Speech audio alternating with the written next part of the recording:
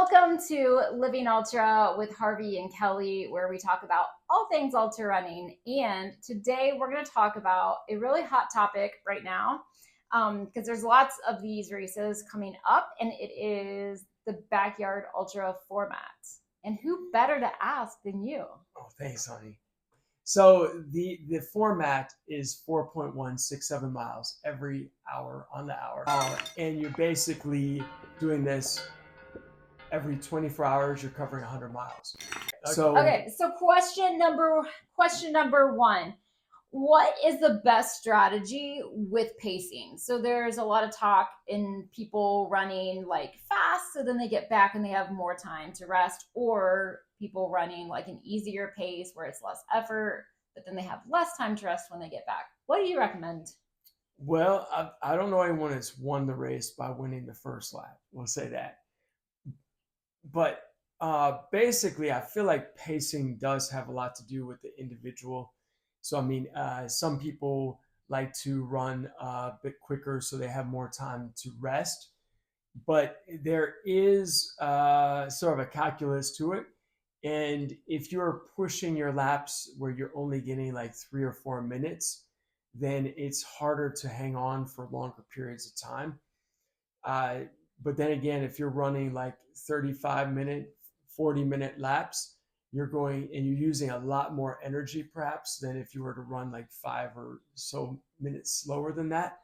So for everyone, I feel like there could be a slightly different answer if you want to like uh, focus on getting more sleep, which I haven't necessarily done in my races, where I've gone longer periods without sleep. But I've also been more conservative on my laps.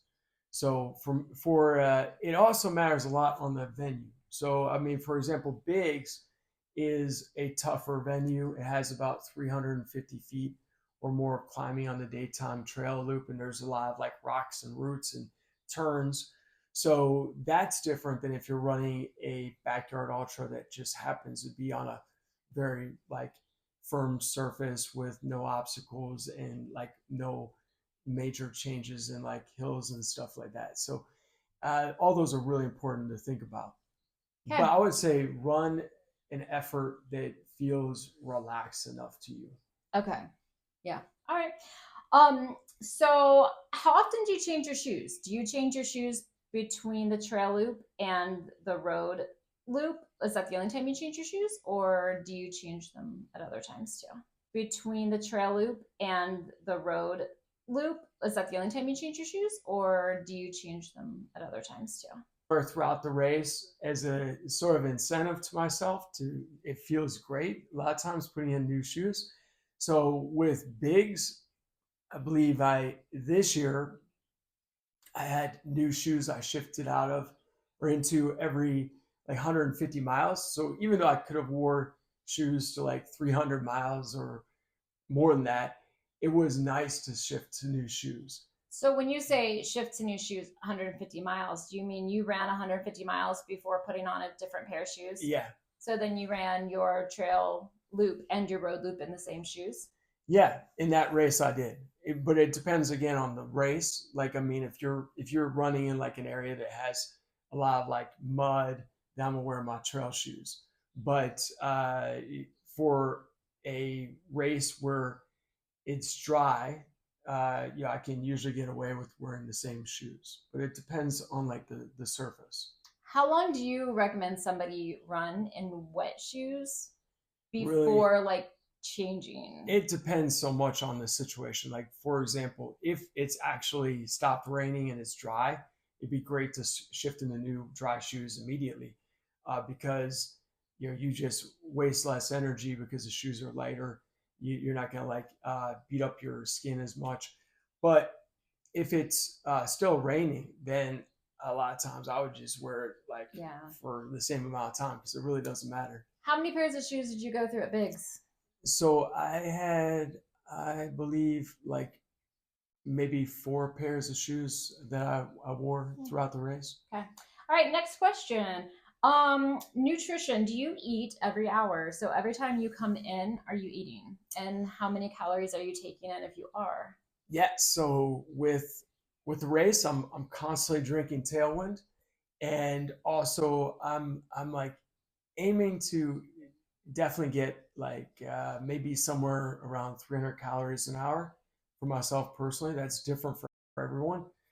So the I'm eating a little of something every lap. Yeah. So I mean that's just the way I do it. I know like Courtney, she operates really effectively off of maybe half the calories of that, and she's very successful. So different people have different programs, but it's definitely important with the backyard ultra that you have to fuel yourself one way or another. You have to like if you neglect that, then you're going to bonk eventually. Okay. So what is the key to training? So like training prior, how do you train? I mean, when we train for a marathon or a 50 miler or 100 miler, like we get in these long runs, but with the backyard ultra, you're running just 4.167 miles, even though you're doing it every hour. What's your training look like? Is it different than if you're training for Badwater or another ultra? Yeah, definitely different. So with bigs, I'm more focused on variety of like the road and the trail. So I mean, it's 50-50 basically. So my training reflects that. Like I may go out and run on the road on one Saturday, and then Sunday I might go out and run longer on the trail. So I'm trying to make my mileage somewhat balanced between those two. And then also, I'm not as concerned about running fast and like training myself. Like right now, I'm getting ready for Barkley, which is also not fast training. It's a lot of steep climbing and descents. But I know like Western States will be right after that, sort of.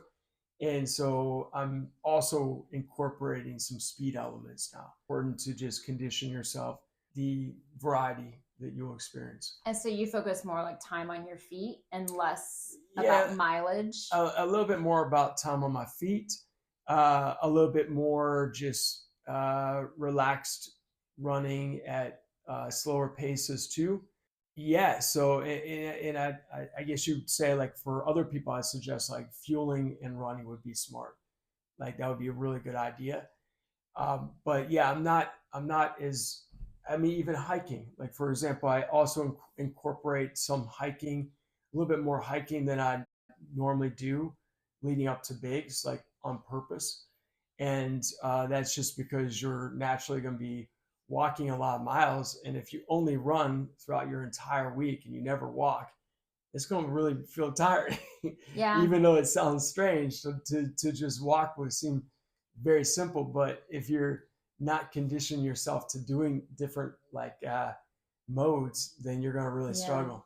Do you do anything like where for a 24-hour period, you set your alarm every hour and you go out and do a mile or some have you ever done anything like that? I do not do that because I have a lot of history and experience with this race. If I didn't, I would suggest it like it would be nice, but I think like probably like 5 hours or 6 hours would like maximize your benefit from that of just practicing doing like 4 hours at a time. I mean, 4 miles every hour, possibly even like fewer hours than that. So Like, I think you that would be would good. maybe suggest to somebody who hasn't done a backyard ultra to maybe simulate a backyard I think ultra that for that would like a be 5 or 6 hour period that would be like the maximum. I would be maximum. like honestly 3 hours would be great. Like 3 or 4 hours would be great. Yeah. Like beyond 6 hours would be a little Yeah. too much, Okay. not as much. All right. Okay. Next question. Tell us about how you practiced napping. Sleep definitely becomes a more challenging aspect. So the way I practice for bigs and other backyard ultras was just like sleep for 5 minutes in my classroom at lunchtime, like throughout the week. And like I got down to where I could like fall asleep at least three, sometimes four times a week in that 5 minute session, like for like most of the time. Just like I'll lay down and I like have a little yoga mat, fall asleep almost instantly out, and then I'd wake myself up, bam, back to work. And would you feel like you took a nap? Like, would you feel Yeah, when I refreshed? actually fell asleep, I did. I felt like I felt, yeah, I felt not as well, not as refreshed as when I was running bigs and I was on the fifth day and I fell asleep for a minute. Now I was like, oh my God, that was dynamite. Okay, so how often do you have to pee? And when do you use the bathroom? Like, do you use it once that bell rings, the third whistle blows, or the last whistle blows, and you all head out? Do you use the restroom then, or do you use the restroom when you come back?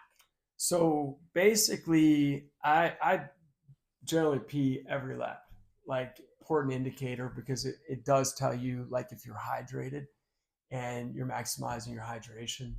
How can somebody like make get on like one of the world championship team? So like, what can they do to have a shot at making one of those spots? Yeah, so we have more than like, I think 55 teams, countries participating in the World Championship. And with even number years, it's a team event, and then odd number years, it's individual.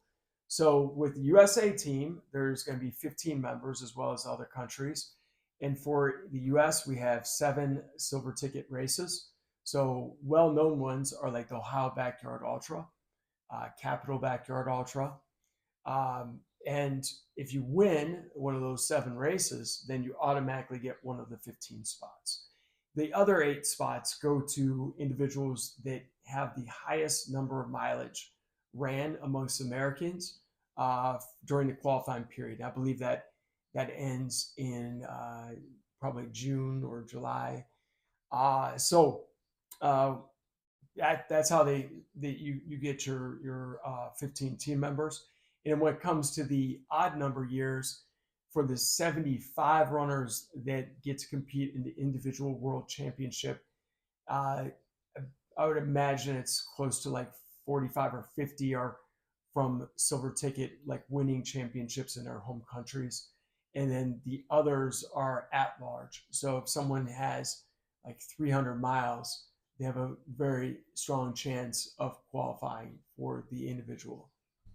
Okay, let's talk about like the mental strategies. So like, how do you, I mean, you were there 4.5 days, 450 miles, which is the farthest anybody has went, but how did you handle that mental part of seeing that same loop over and over and over with no break? I mean, the only break you'd get is, you know, 3, 4, 5 minutes, 6 minutes. Oh, nice breaks, honey. The nice breaks, I Really know, nice but breaks.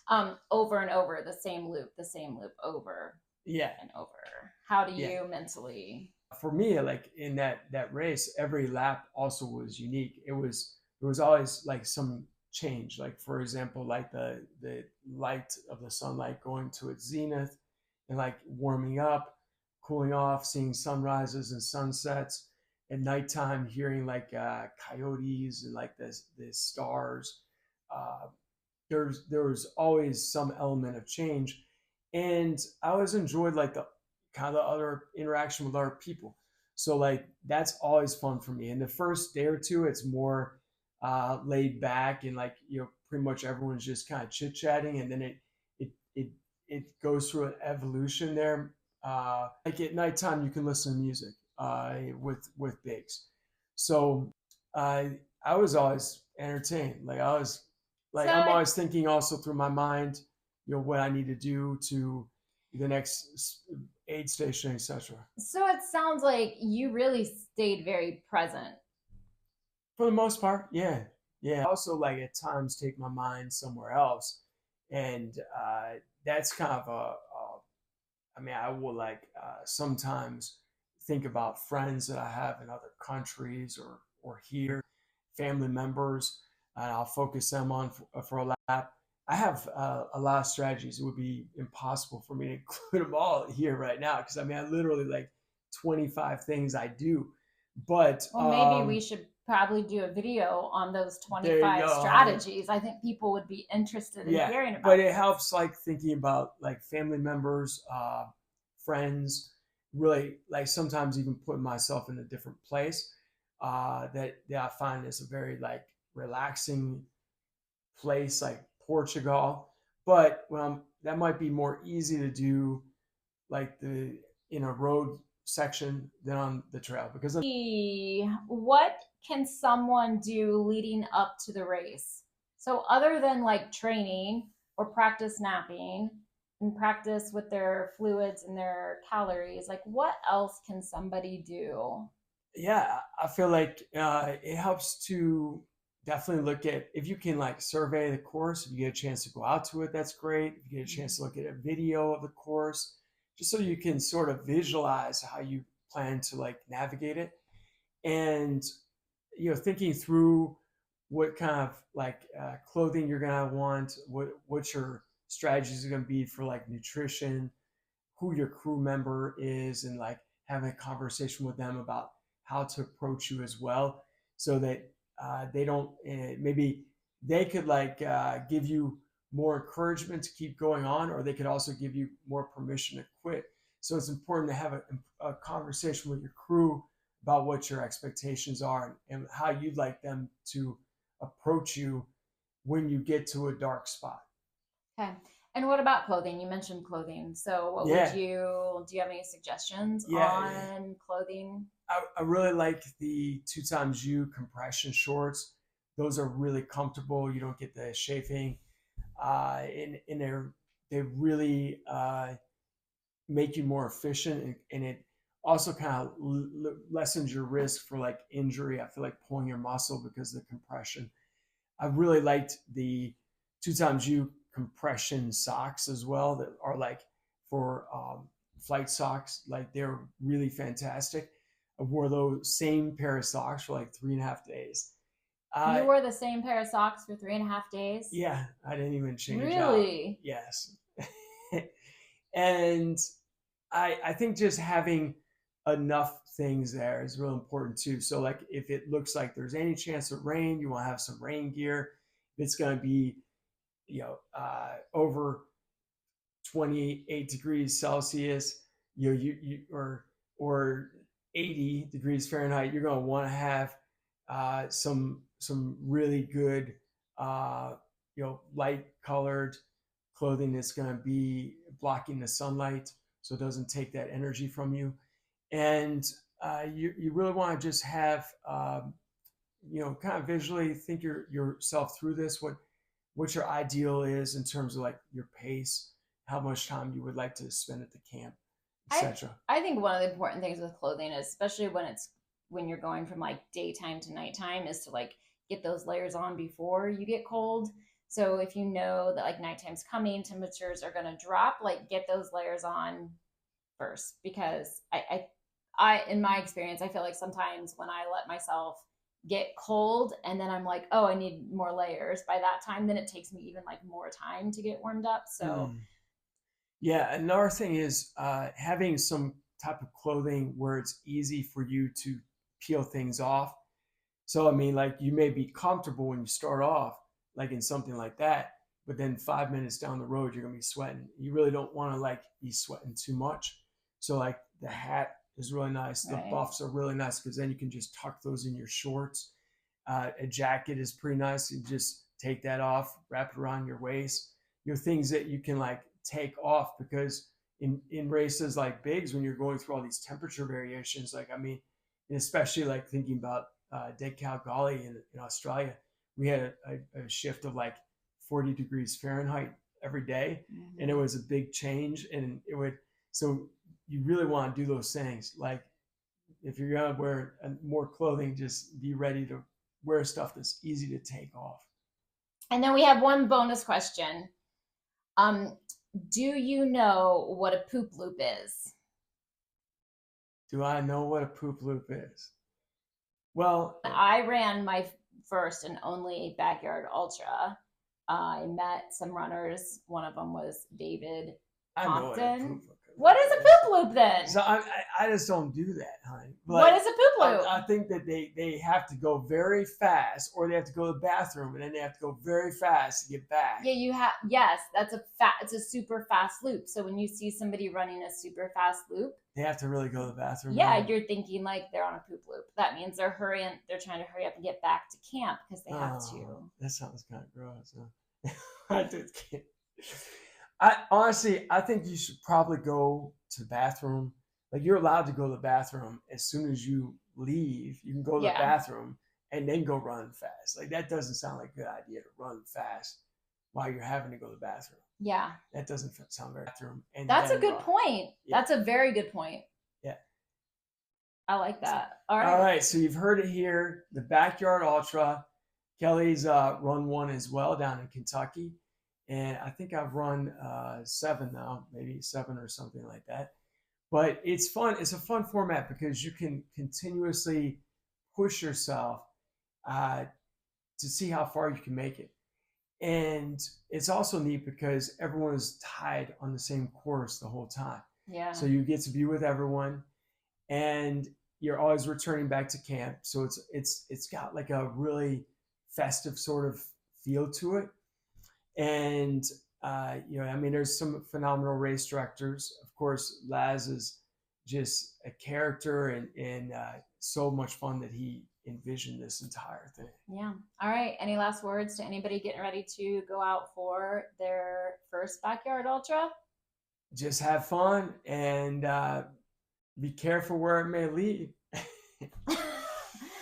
Thanks for joining us on this episode of Living Ultra with Harvey and Kelly. Be sure to like and subscribe, and we look forward to seeing you next time. Bam, honey. There you go. I got a lot of editing I think to do. that was too long. I think. How long was that? You beat around the bush too much. I beat around the bush.